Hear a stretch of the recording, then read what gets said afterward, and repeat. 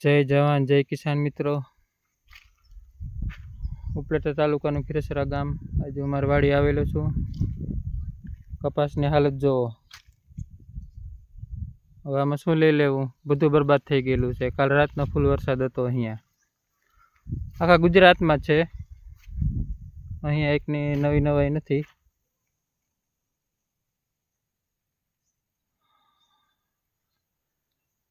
આ પાયમાલ થઈ ગયેલો છે ગુજરાતનો ખેડૂત. કપાસ પતી ગયો છે પૂરેપૂરો. અમારી ફિલ્ડનો કપાસ છે પૂરેપૂરો પતી ગયેલો છે. અમારી વાડી છે.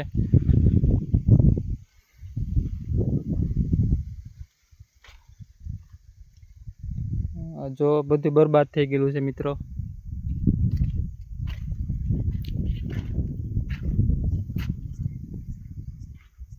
આ તો કપાસ હતો. તમને માંડવી બતાવો એની શું હાલત છે.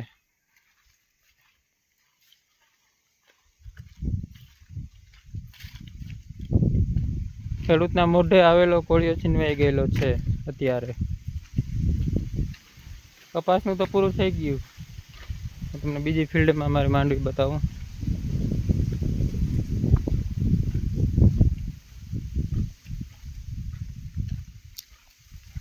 માંડવી તો હાથમાંથી ગઈ. આ ઢોર જો અમારી વાડીના, તેના મોઢામાંથી તેનો કોળિયો પણ ગયો. નીણ બધી બરબાદ થઈ ગયેલી છે વરસાદના કારણે. હવે આ ઢોરને શું નાખશું આનું?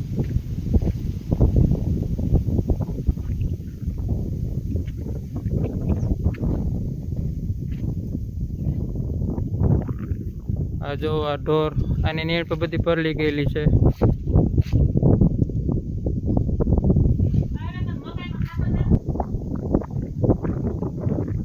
અમારી વાડી છે. તમને માંડવી બતાવું.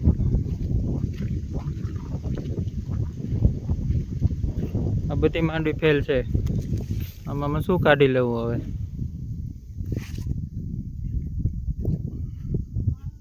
આ 15 વીઘાની માંડવી જો.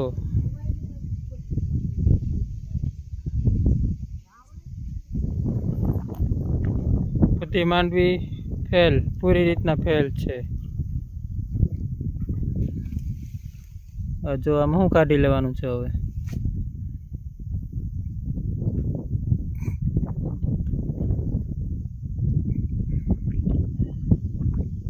છ મહિનાની મહેનત પાણીમાં ફરી ગયેલી છે. બધા ખેડૂતના આવા જ હાલ છે. ગુજરાતનો તમામ ખેડૂત પાયમાલ થઈ ગયેલો છે અત્યારે.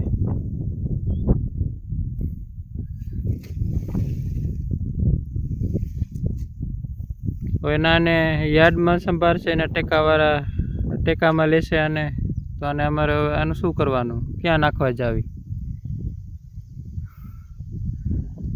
આખી 15 વીઘાની ફિલ્ડની માંડવી છે, બરબાદ થઈ ગઈ પૂરેપૂરી. આમાં પાણી ભરેલું હતું, અત્યારે સુકાઈ ગયું. રાતના તો આમાં પાણી ભરેલું હતું.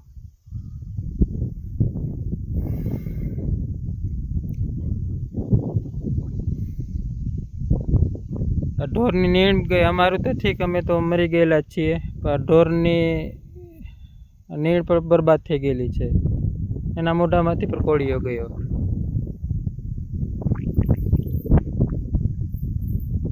તેથી હું અને તમામ ગુજરાતના ખેડૂત સરકારશ્રીને વિનંતી કરીએ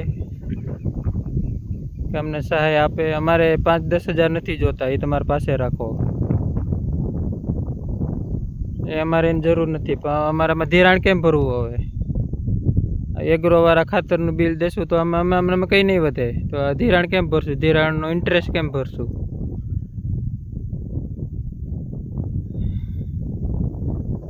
તેથી અમારું ધિરાણ પણ માફ કરી દો. પૂરેપૂરું ધિરાણ માફ કરી દેવામાં આવે ગુજરાત ખેડૂતનું. એમ તો આખા ઇન્ડિયાના ખેડૂતો રહીમાન જ છે. પૂરેપૂરી માંડવી ફેલ છે અત્યારે.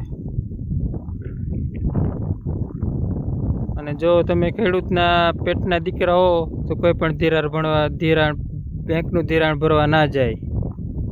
જાશો તો તમારે દવા પીવાનો વારો આવશે. આત્મહત્યા કરી લેશે ખેડૂત. આમાં આ વિડીયો જેટલામાં જેટલો શેર કરો, તેથી આપણા માનનીય મુખ્યમંત્રી શ્રી નરેન્દ્ર ભાઈ મોદી લગણા વિડીયો પહોંચે, તેને પણ ખબર પડે ખેડૂતની વેદના તે જોવે. તેથી આ અમારું ધિરાણ, અમારું પાક ધિરાણ માફ કરી દેવામાં આવે પૂરેપૂરું. અમારે ફૂંજ જ નથી ભરવાની, કેમ ભરી જ ના શકીએ. એનો ઇન્ટરેસ્ટ પણ ભરવાની હોય નથી ખેડૂતને, કેમ ભરે?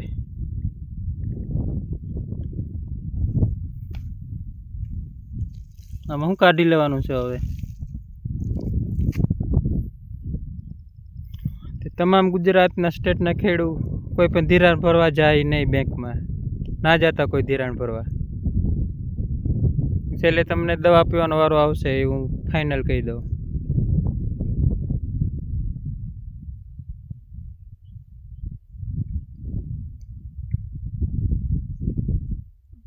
તે લોકો મોટા મોટા નેતા લોકો જે પણ હોય મોટી સત્તામાં છે, તે એસી વાળા રૂમમાં બેહીને મજા કરે છે. અહીંયા ફિલ્ડમાં આવે તો એને ખબર પડે ખેડૂત દશા શું છે, અત્યારે શું હાલત છે એની. તે લોકોને ના ખબર પડે, ક્રિકેટ મેચ જોવે એસી રૂમમાં બેહીને, એને કંઈ ખબર ના પડે.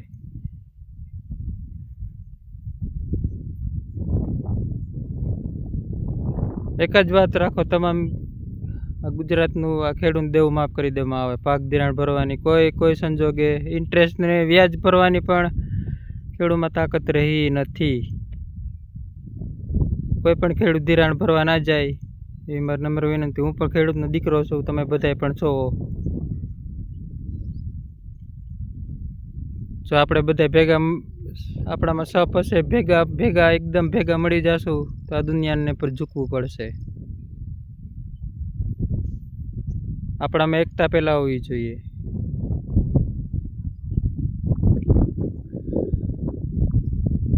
તેથી આ મારો વિડીયો સમાપ્ત કરું છું. જય જવાન, જય કિસાન.